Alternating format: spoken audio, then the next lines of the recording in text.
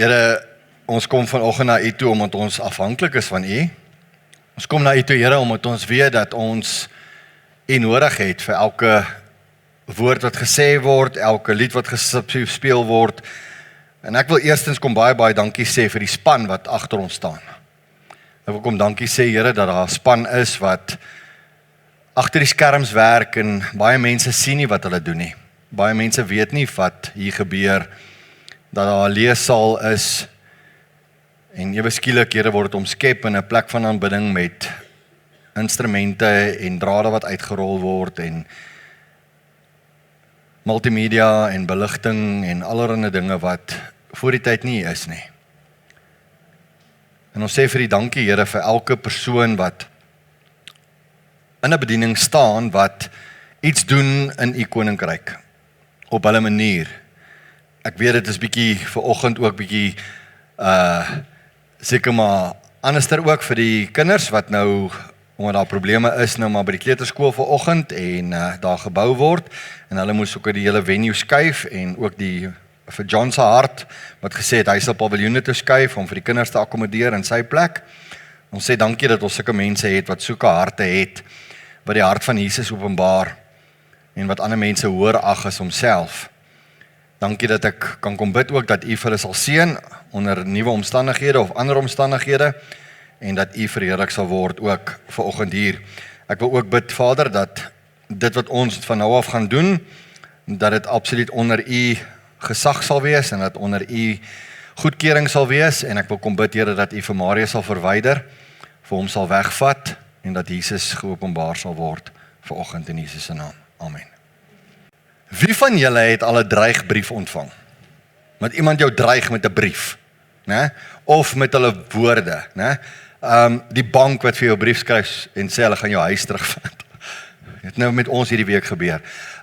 Nee.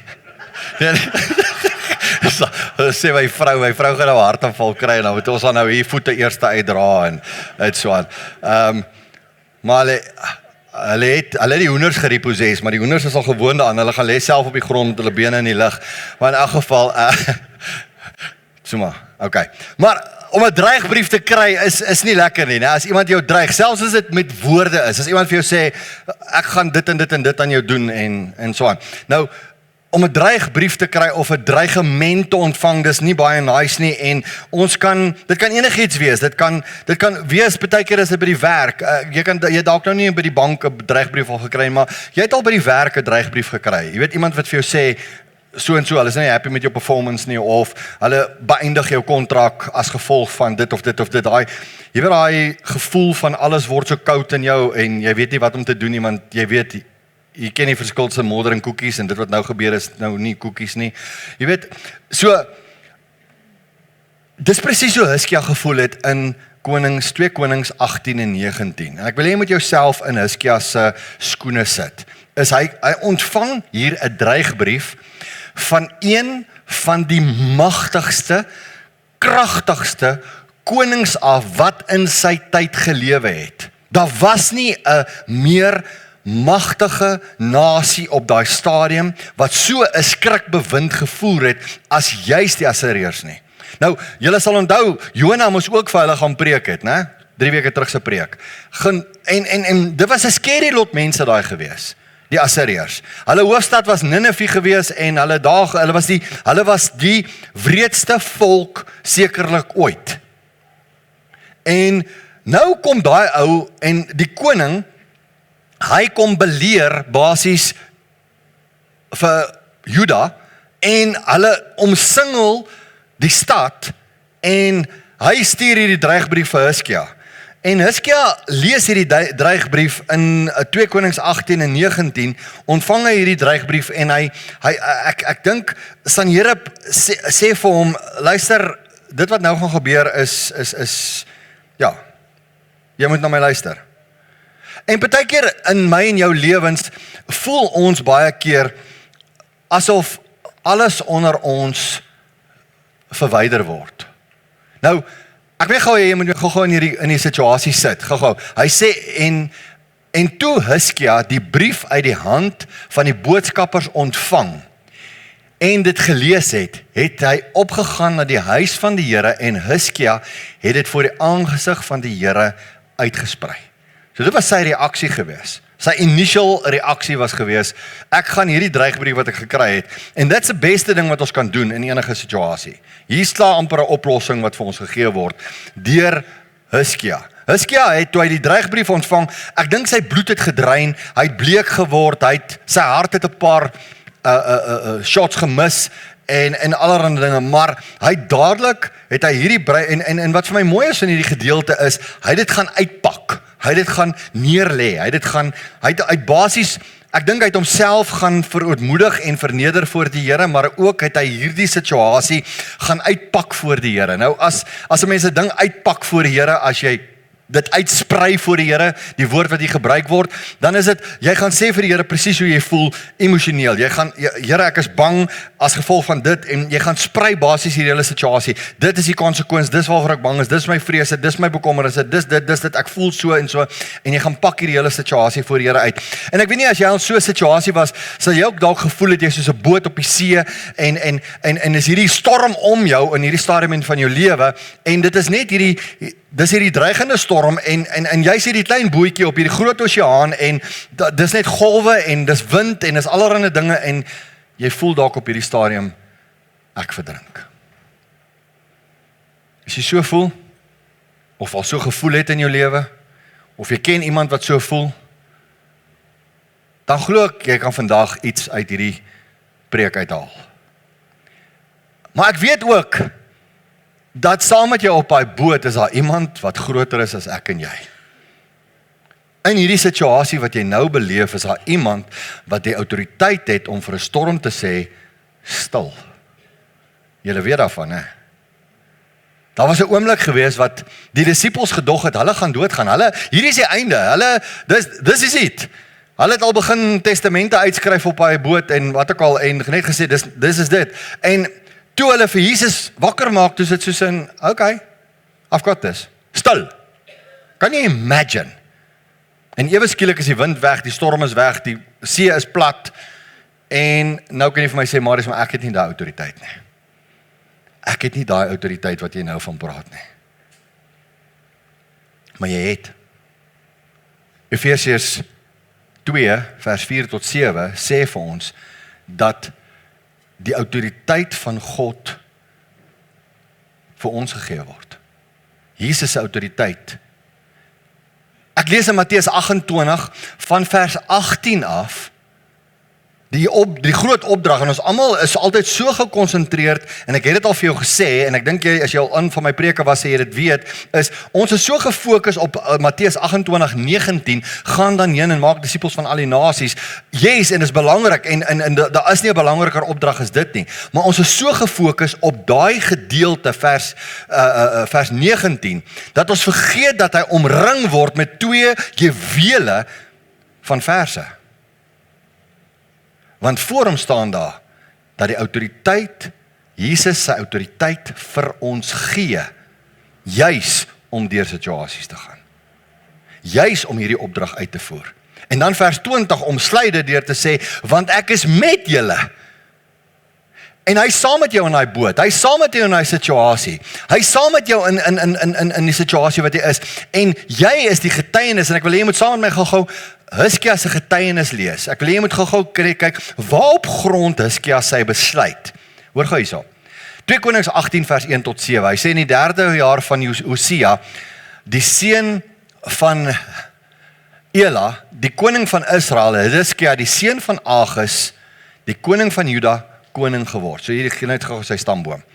25 jaar was hy oud, toe hy koning geword het. Dis bitter jonk, om 'n koning van Juda te wees.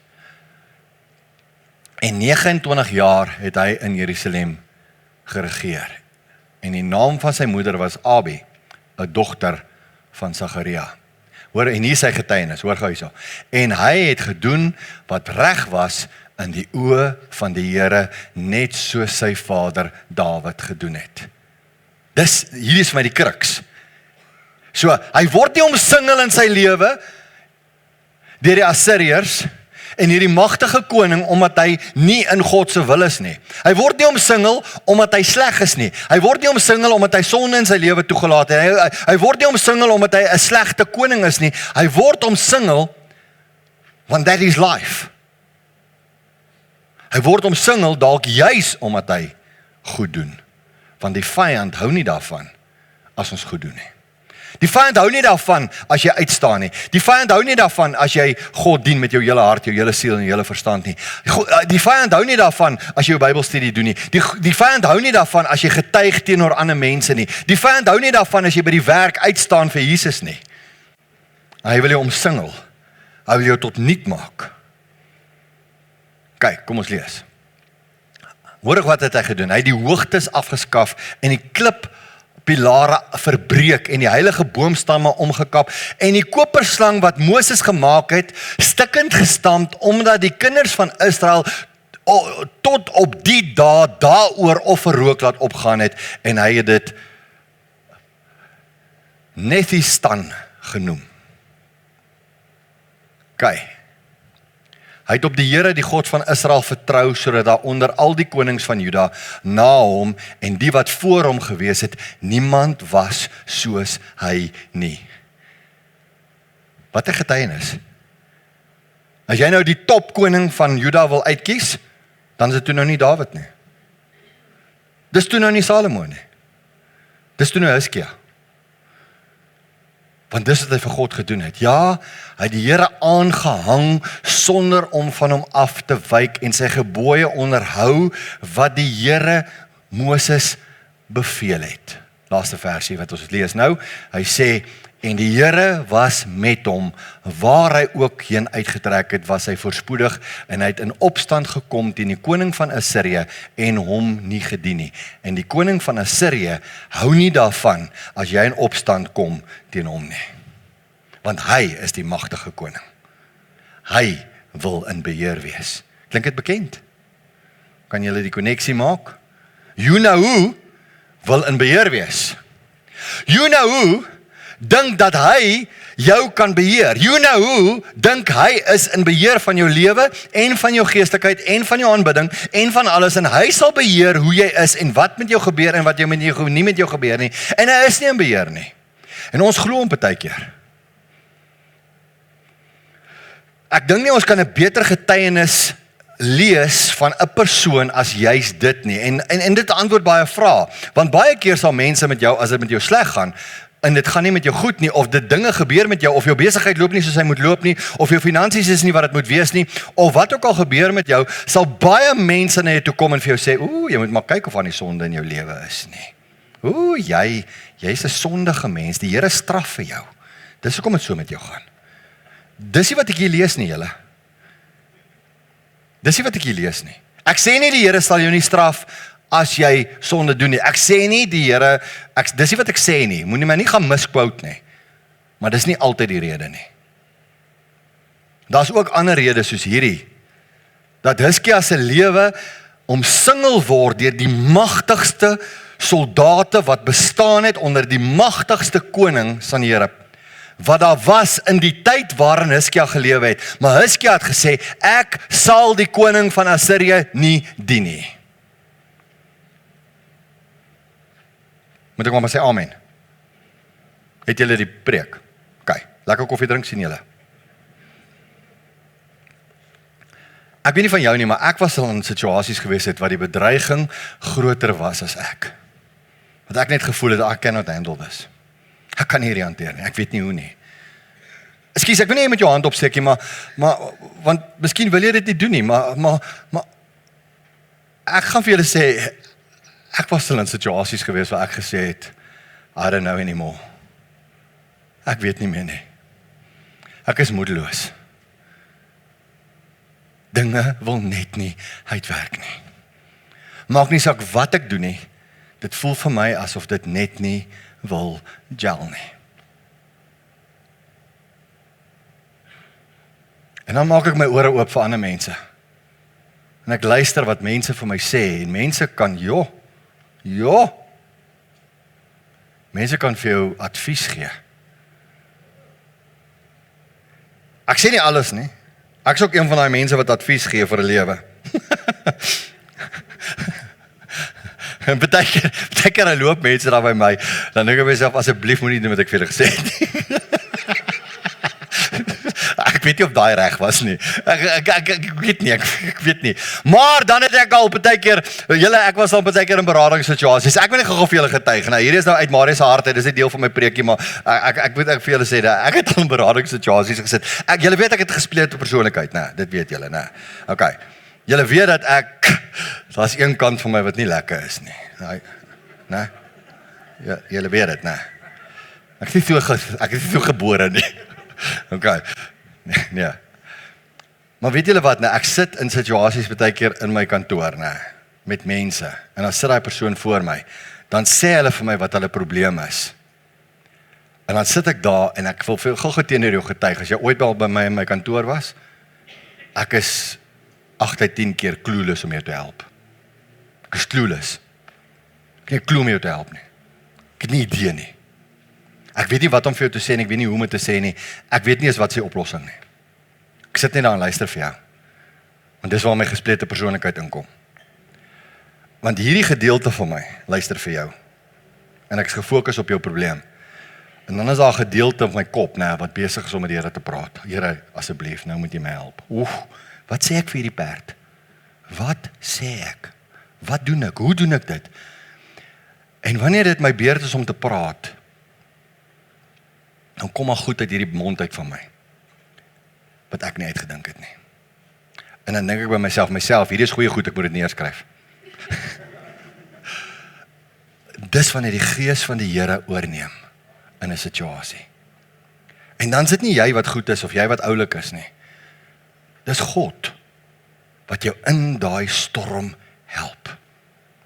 En ek was al baie keer in situasies, waar ek gedink het, hierdie ding wat ek nou mee besig is groter as ek. En ek dink Hiskia was presies daar gewees. En Hiskia sê, hoor wat kry hy? Hy sê, so sê die koning, hoor gou, dit is wat die koning van Assirië sê. Hy sê vir hom in vers 29 tot 31 van 1 Konings 8, hy sê, laat Hiskia julle nie bedrieg nie, want hy sal julle nie uit sy hand kan red nie. Dis nou wat die boodskappers sê vir die mense wat Hiskia se volgelinge is. Hy sê, moenie laat Hiskia julle bedrieg nie, want hy sal julle nie uit daai koning se hand kan red nie. En Hiskia moet julle nie op die Here laat vertrou deur te sê, die Here sal ons sekerlik red, en die stad sal nie in die hand van die koning van Assirië oorgegee word nie. Luister nie na Hiskia nie, want so sê die koning van Assirië, sluit met my 'n vriendskap, en trek uit na my toe, en eet elkeen van sy wingerdstok, en elkeen van sy vyeboom, en drink elkeen van die water van sy put. Sien julle waar is die fokus van die koning van Assirië? Luister na my, moenie luister na Hiskia nie. Hiskia gaan julle na die Here toe lei, en die Here is nie die oplossing nie, ek is die oplossing. Have you been there? En dit klink alles nice. Dit klink asof dis veiliger om na die koning van die Assirië te luister, as om na die koning van die konings te luister. En ons kan vir onsself sê, ek sal dit nooit doen nie, ek is 'n Christen, ek het 'n Christelike huis groot geword, ek sal dit nooit sulke goed doen nie. Maar die natuurlike reaksie, die initial reaksie van Hiskia, toe hy dreigbrief gekry het, is die regte reaksie. Hy het tempel toe gegaan, hy het dit gaan neersprei en uitsprei voor God. Maar Hiskia was 'n mens. Soos ek en jy. En ons kom baie keer in 'n punt wat ons weet wat die antwoord is, en ons weet wat die regte antwoord is, en ons weet waarheen om te gaan met ons probleem, maar ons doen dit nie soos ons moet nie. Want dan kry ons een of ander natuurlike reaksie, wat ons dink is 'n beter oplossing. Dis presies wat Hiskia gedoen het, né? Ek lees vir jou 2 Konings 18 vers 14 tot 16. Wat het Hiskia gedoen om homself te probeer help? Hy sê, en koning Hiskia van Juda het toe vir die koning van Assirië in Lakis laat weet, ek het verkeerd gedoen om jou nie te volg nie. So hy begin nou van van die oplossing al weg te dwaal. Hy sê, trek die manskappe terug, ek sal betaal wat u vra. Die Assiriese koning het Hiskia van Juda toe beboet met iets meer as 10 ton silwer en 1 ton goud. Ek haal dit juist weer uit die 83 vertaling uit, want die 53 vertaling praat van ander mate wat ons nie verstaan nie. Ons sal nie verstaan hoeveel goud en hoeveel silwer die koning van Assirië geëis het nie. Dis 'n talent silwer en soveel dit en dan weet jy kan nie grasp hoeveel goud en silwer is nie, maar as ek vir jou lees 10 ton silwer, dan het jy 'n redelike beter prentjie van hoeveel silwer is dit. Dis baie. 'n ton goud. Dit was die boete. Was nie die prys nie, dit was die boete op die prys. Hy sê Hiskia moes al die silwer van die huis van die Here en die skatkamers van die paleis afgee. Terselfdertyd moes hy die goudbeslag wat hy self laat aanbring het van die deure van die tempel van die Here en van die deurposte afstroop om aan die koning van Assirië te betaal. Ouens, en hier kom 'n diep les vir my. Wanneer ek die koning van Assirië betaal, is hy nie happy met 'n klein prys nie. Hy soek alles. En dan moet ek myself begin stroop om hom te dien. Dan moet ek gee dit wat belangrik is. Dit wat waarde het in my lewe. Wil hy wegvat, sodat ek hom eerder dien. En hy sal my beboet, met wat ook al hy kan, om my so magteloos en so kragteloos te maak soos wat hy kan, sodat hy kan oorwin. And that's not the way to do it. Jy sien, initially, volgens my, het Hiskia presies geweet wat om te doen. En hy het reg gedoen. Maar toe hy met sy natuurlike reaksie kom, sy menslike brein begin redeneer oor die ding, toe wil hy nou die tempel se goud en die deure van die tempel begin stroop van goud om hierdie koning van Assirië te betaal. En baie keer verwag ons vyand, die Satan, van ons, om onsself te stroop van alles, sodat hy gedien kan word. As jy net hierdie ding kan vat vandag, het jy al baie gevat. Ons bou op na 'n hoogtepunt waar God ingegryp het. As jy gaan kyk op bladsy 14 en 15 van ons Bybelstudie, sal jy ook sien dat op onder daai punte sal jy gaan sien daarso God verdedig sy eie reputasie. Dis iets wat ons nie moet vergeet nie. As ons dink altyd ons moet God se reputasie verdedig. Ons hoef nie God se reputasie te verdedig nie. God sal sy eie reputasie verdedig. God het 'n soewereine wil en 'n mag oor enige mag wat oor ons gestel word, of wat homself oor ons aanstel. Hy gee tonne goud weg en silwer, en hy dink dis die einde, maar die bedreigemente gaan nie stop daar nie. Sodra ek begin oorgee en betaal, gaan die dreigemente aanhou en aanhou en aanhou. Hy gaan nie tevrede wees nie. Ons kan nie die vyand afbetaal nie. Ons kan hom nie omkoop nie, want hy gaan sy greep vaster maak. Hy steel my getuienis, hy steel my teologie. Hy steel my verhouding met God.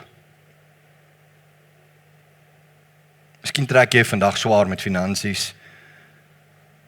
Jou gesondheid, fisiese, geestelike, emosionele uitdagings. Jou verhoudingswêreld. Jou werk. En weet jy wat die vyand wil hê? Jy moet fokus op vrees. Jy moet fokus op spot. Jy moet fokus op afbreek. Hy wil hê jy moet fokus op waarop hy wil hê jy moet fokus. Hy wil jou fokus skuif.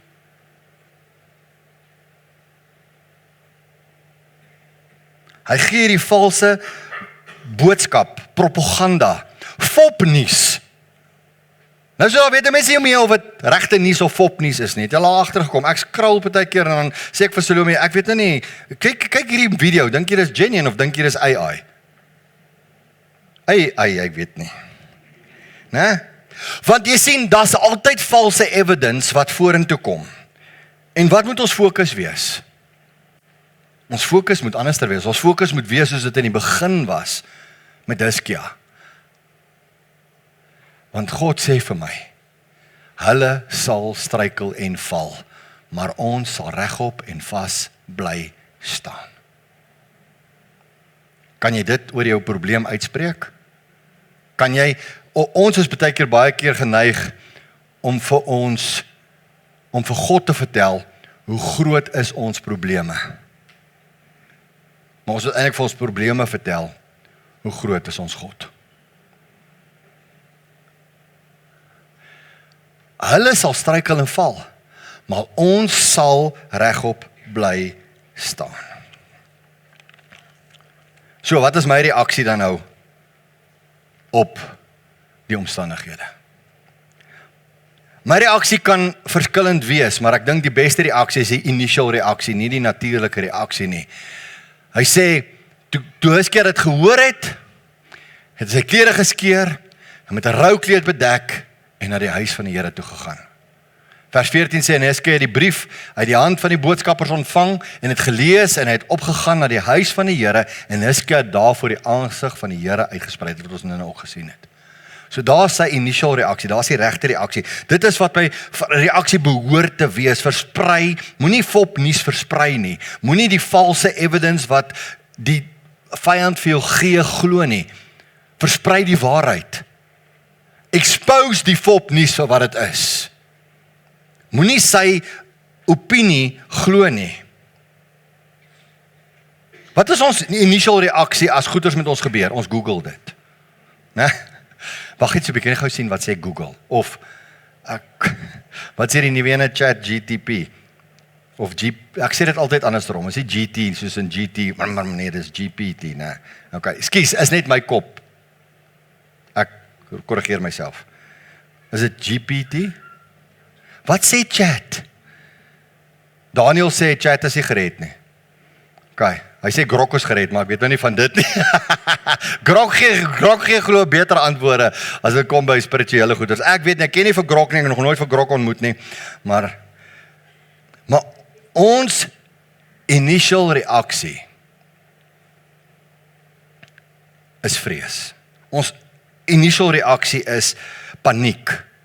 Ons initial reaksie is, ons wil redeneer oor hierdie ding. Terwyl ek dink Hizkia vir ons die oplossing gegee het.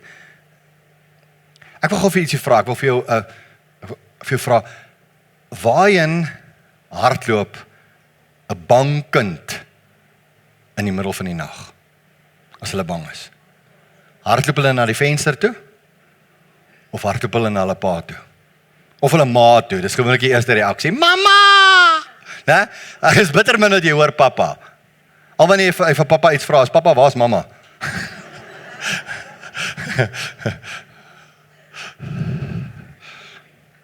Like die girls my nou 'n bietjie? Okay. Ek het hom opgekom vir julle vandag. So, waarheen hardloop jy? Wat is jou reaksie? Waarheen gaan jy hardloop? Waarheen wil jy hardloop? Ek wil gou vir jou Filippense gee, Filippense 4 vers 6 en 7. Hy sê, do not be anxious about anything, but in everything, by prayer and petition, with thanksgiving, present your requests to God. Present, gee dit vir hom. Sit dit voor hom neer. Pak dit uit voor hom.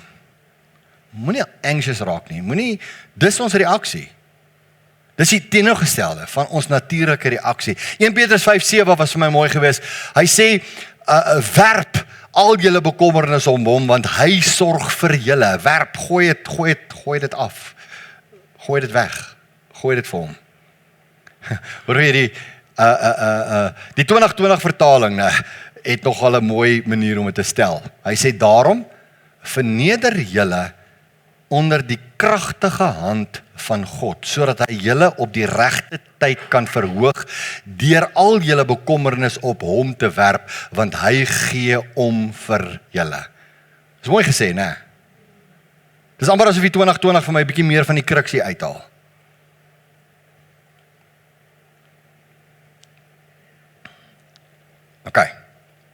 ek moet begin klaarmaak. God se reaksie op my omstandighede, dis belangrik. En dis waar ons kom by die 185.000 soldate wat dood gegaan het. 105, kan jy imagine, 185.000 soldate wat Jerusalem omsingel en wat dreigend blaas en die magtigste en kragtigste army wat jy jouself kan in die oë kan staar is om jou stad vergader en hulle blaas oorwinning. Hulle is so vol pride, hulle is so vol, julle is niks, ons is alles, ons gaan julle omsingel, ons gaan julle van starvation laat omgaan, julle gaan nie by julle hekke kan uitkom nie, julle die kos wat julle daar binne het, en as dit klaar is dit klaar, julle kan nie gaan om te oes nie, julle kan niks doen nie, want ek gaan jou druk, ek gaan jou verwrig, ek gaan maak dat jy nêrens kom nie. Dis die situasie in Jerusalem. En wat is God se reaksie?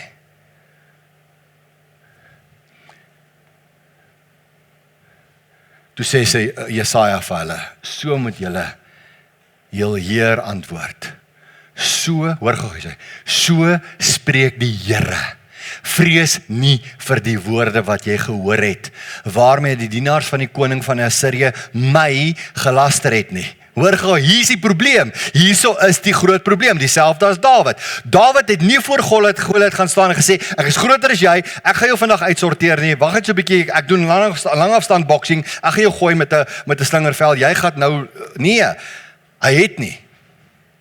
Hy het gesê, jy het die leerskare van God uitgedaag, en dis jou probleem. Dis hoekom jy gaan val, dis hoekom jy gaan sterf, dis hoekom die voëls van die hemel jou vlees gaan eet, vandag nog, want jy het God uitgedaag. En dis presies wat die koning van Assirië verkeerd gedoen het, it's all about me. It's all about me, ek is magtig, ek is kragtig. Ferry het gister gesê, kan jy imagine dat een van die ander magtige konings, Nebukadneser moes gras geëet het vir 'n jaar lank, omdat God vir hom gewys het, jy is nie in beheer nie. Ek is. God sit mense in posisies, God vat mense weg uit posisies uit. So God se reaksie is, okay, jy het my uitgedaag, koning van Assirië. San Here, jy het my uitgedaag. Hierdie het niks te doen met Hizkia nie, hierdie het nou niks te doen met my volk nie, hierdie het niks meer te doen met enige iemand nie, ek vat oor. En ek dink dis die beste posisie wat ons in kan kom. Dis die beste posisie wat jy jou probleme in kan vat. Hy sê kyk, ek sal 'n gees in hom gee, dat hy 'n gerug hoor, en na sy land terugtrek, en ek sal hom in sy land deur die swaard laat val. Ek gaan hom nie hier laat val nie, hy gaan terug na sy eie mense toe, na sy eie huis toe, daar gaan hy val, moenie worry nie. En dit het presies so waar geword as jy die storie aanhou lees in 2 Konings 19. Wanneer God oorvat, werk hy onmisbaar, bonatuurlik en beslis. Jy sal dit nie mis as God begin werk nie. Dis onmisbaar. Jy sal nie twyfel of dit God is nie, al is dit bonatuurlik. Dit sal beslis wees, jy sal weet. Geen geveg, geen strategie, maar 'n oornag ingryping deur God self. Dis God se oplossing. Ek dink ons vergeet baie keer hierdie ding. God werk al slaap ek. As jy nighty night sê en jy gaan klim in jou bed, dink jy God sê, okay, ek gaan nou nie meer werk nie, want my kindertjie slaap nou. Nee. God werk al slaap jy. God werk al weet jy nie van beter nie. Maar God werk die beste wanneer ek rus in hom. Wanneer ek in hom rus, werk hy op sy beste. God werk as ek slaap. Rus in God se plan.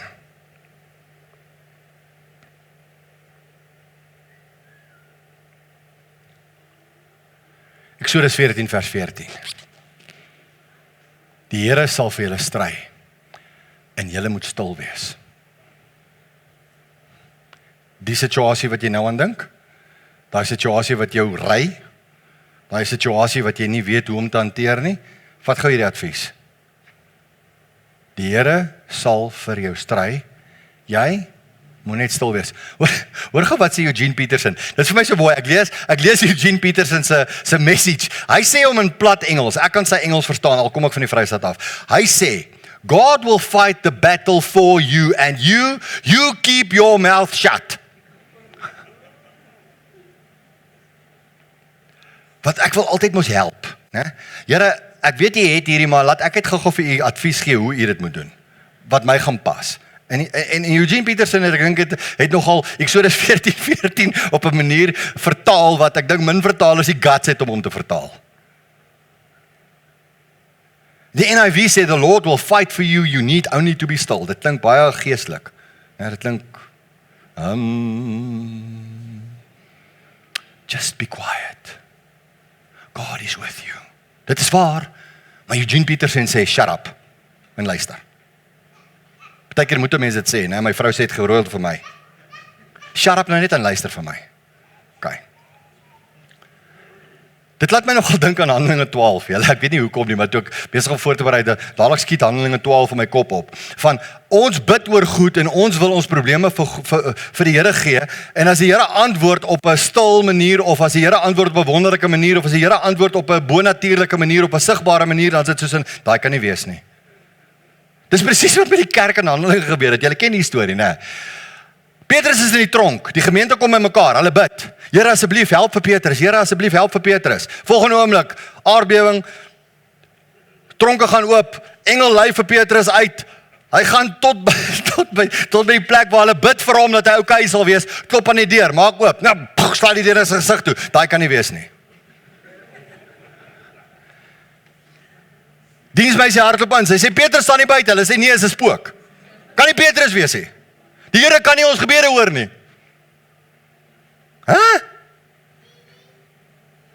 Miskien moet ons net laat God gryp en ingryp en tevrede wees met sy antwoord. En as dit dan 'n bonatuurlike soos in die 185, kan jy imagine, dink net gou 185.000 soldate sonder bloed, sonder 'n swaard, sonder explanation, net kon dood. Een oomblik omsing hulle die land en die volgende oomblik toe sing hulle toe sing hulle nie meer nie. Toe lê hulle daar, bones in the light. Hoor gou, hy so wit ingegryp. In dieselfde nag het die engel van die Here uitgetrek. En in die laar van die Assiriërs 185.000 verslaan. En toe hulle die môre vroeg al klaar maak, was dit almal dooie liggame. En Sanherib, die koning van Assirië, het opgebreek en weggetrek en teruggegaan en in Ninive gaan bly. Laat julle dalk bietjie dink aan Jakobus 4 vers 7. Weerstaan die duiwel en hy sal vir jou wegvlug. Wat het met Sanherib gebeur? Presies dit. Die Here het hom uitgesorteer. So wanneer ek nie my eie vyand kan uitsorteer nie, God kan hom uitsorteer. God is in beheer. God weet. Partykeer sien ons nie die oorlog nie, ons sien nie die battle om ons nie. Ons sien nie wat agter die skerms gebeur nie. Elisa sê op 'n stadium in 2 Konings 6 vers 16 en 17, sê hy bid, hy sê Here, open sy oë, my diensknegt se oë, dat hy kan sien wat ek sien. Want net voor dit sê hy, hulle wat saam met ons is baie meer as hulle wat ons omsingel. Heeltemal 'n ander situasie hierdie, maar dis dieselfde les wat hier uitkom. Partykeer is partykeer en as die hele tyd 'n battle in die geestelike riem wat ek en jy nie sien nie. Waarvan ons nie weet nie. Waar God besig is om te oorwin. Ons worstelstryd sit in vlees en bloed nie. Die woord sê dit. Ons almal ken hierdie deel van die wapenrusting. Romeine 8:31, ons almal ken hom. Maar dalk moet jy net weer herinner word. Wat sal ons dan van hierdie dinge sê? As God vir ons is, wie kan teen ons wees? Kan jy hierdie deurtrek nou na jou situasie toe? Dis soos om 'n regspan te hê wat agter die skerms aan my verdediging werk. Ek het nie 'n klou wat in regte aangaan nie, maar ek het 'n regspan wat weet. Dit is die voordeel wat ons het as kinders van die Here. 'n Regspan wat weet. So wat die vraag nou is, wat is jou dreigbrief? Wie is jou 185.000 wat jou omsingel? Verlede week het ons gepraat oor die 5 konings. En nou die 5 konings 185.000 kleintjies gekry. Is dit nie so nie? Daar was 5 konings teen wie Josua moes geveg het en oorwin het toe die son gaan stil staan het. Maar daai 5 konings is die afdelings van jou probleme en elkeen van hulle het kleintjies gekry. En daar's nou 185.000 kleintjies wat jou wil verdruk. Net soos wat Satan 'n klomp demone het wat vir hom werk en dit voel asof hy oral is. Maar ek en jy het mag oor daai 185.000 in Jesus se naam. So wat is jou dreigbrief? Wat is jou reaksie? Gaan ons die tempel strip en al die goud weggee? Al die goed oorboord gooi? Gaan ons die vyand afbetaal vir ons eie siele? Of gaan ons in God se plan settle? Ek weet nie van jou nie, maar partykeer het ek al gevoel, ek weet nie om dinge te hanteer nie. En as dit begin sleg gaan met jou en in jou omstandighede, dan voel ons moedeloos. Ons voel, ek weet nie meer wat ek kan doen nie. En dit is amper asof het, jy weet daai gesegde van when it rains it pours? Het jy al so gevoel? AJ het die afgelope ruk dit ervaar in hulle besigheid. En hy het dit met ons gedeel. En ek het hom gevra om gou met julle iets te kom deel uit sy lewe uit. Ek gaan dat AJ vir julle met sy 185.000 vir julle wys en gee. Of sy 5 konings soos hy dit genoem het verlede week. Dankie Marius. Hulle gaan aansit. Dankie Marius. Ek moet skryf want anders gaan ons hierdie preek weer oor hê. So ek moet myself beperk. Party mense skryf neer om uit te brei, ek skryf neer om te beperk. So ek wil met julle deel ons huidige situasie. Laasweek na die diens het ons direksievergadering en by die direksievergadering sê ek vir Fani en Simon en vir Marius en Salome, ek sê vir hulle, yes, like die konings preek was goed, want ek sit met konings, ek dink nie ek het 5 nie, ek het 'n paar, maar ek het hierdie konings wat ek moet uitsorteer. En ek vertel hulle so 'n bietjie van my konings. Nou, die van julle wat my ken, weet 2 jaar terug is ons deur bird flu en ons het amper 30% van ons besigheid verloor. So 140.000 hoenders is dood. En in Augustus maand is alles weer terug na normaal toe, wat die hoenders aanbetref. Maar die konings in ons lewe begin 'n aanval wees op my personeel se gesondheid. Jy sien, in Desember het my food safety persoon 'n hartaanval gekry en ons het gedog dit is nou maar so. Hy lewe, hy is terug by die werk. Vroeg Januarie kry my plaasbestuurder hierso van Kromdraai 'n hartaanval. Hy's 44. Hy selfe naweek val my assistent plaasbestuurder van 'n perd af en beland in die hospitaal. So daar's my backup plan ook daarmee heen. 2 dae later kry ek 'n oproep van 'n familielid wat sê hy sit in ongevalle met 'n ander familielid se lewe wat in gevaar is. Einde Januarie hoor ons die nuus dat my logistieke bestuurder pankreaskanker het. En hy's van die werk af. Daai selfe naweek, of laas naweek, toe Marius praat van die konings, het 2 van my drywers hulle motors afgeskryf. Verskillende gevalle.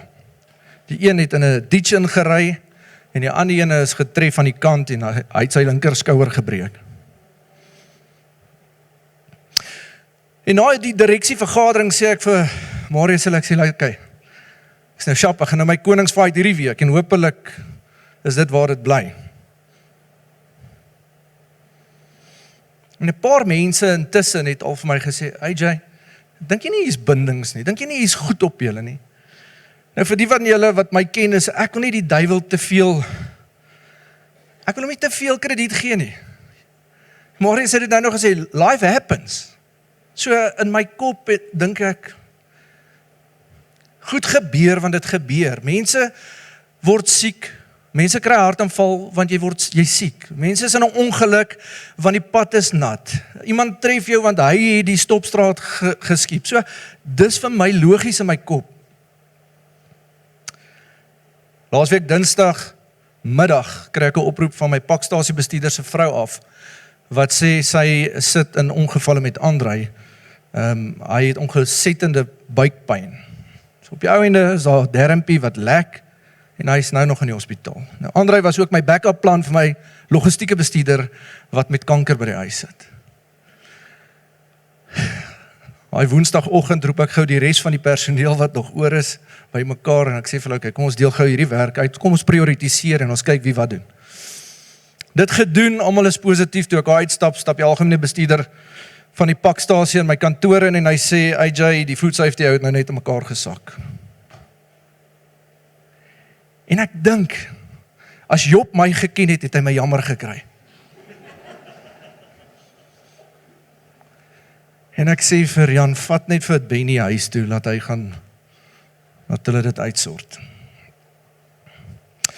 Daar en dan call ek 'n tyd van gebed vir Vrydag. Ons het Vrydag 10:00 daar by die pakstasie so 'n uur van gebed gehad.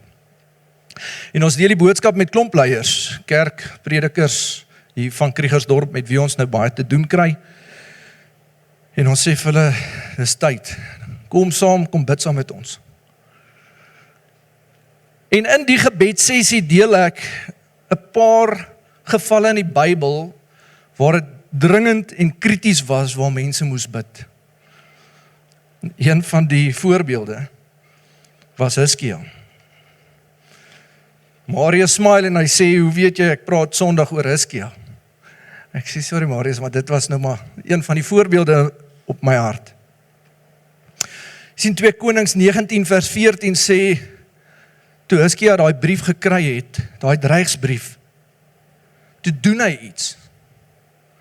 Hy staan op en hy stap na die huis van die Here toe en hy sê, Here, that's it.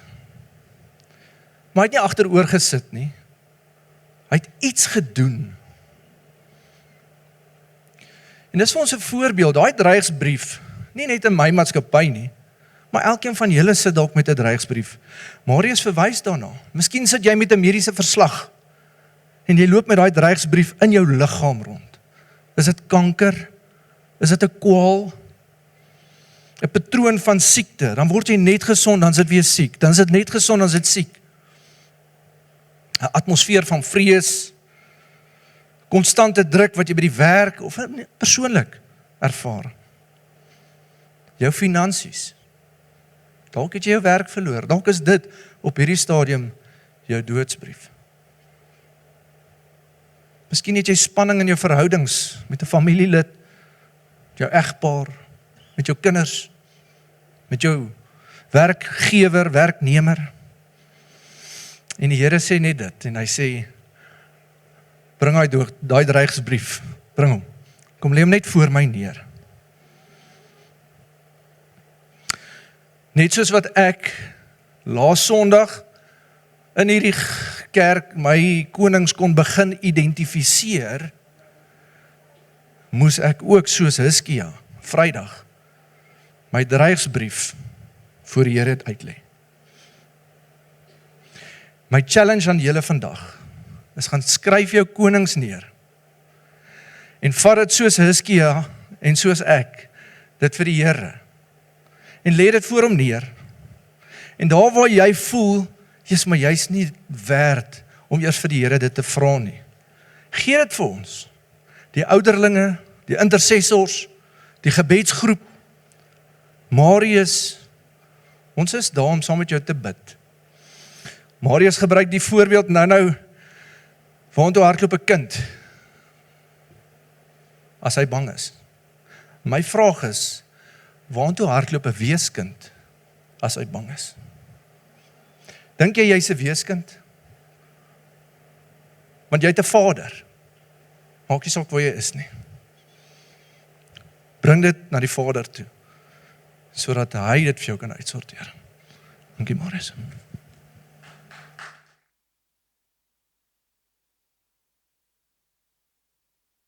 Okay, AJ, dankie dat jy dit met ons deel. So, mag die Here vir jou 'n wonderlike week gee. Identifiseer jou konings, identifiseer die 185.000 soldate wat saam met daai konings werk om jou te verwrig en gee hulle vir die Here. Net hy kan hulle uitsorteer. 185.000 kan in 'n nag sterf sonder dat dit explain kan word.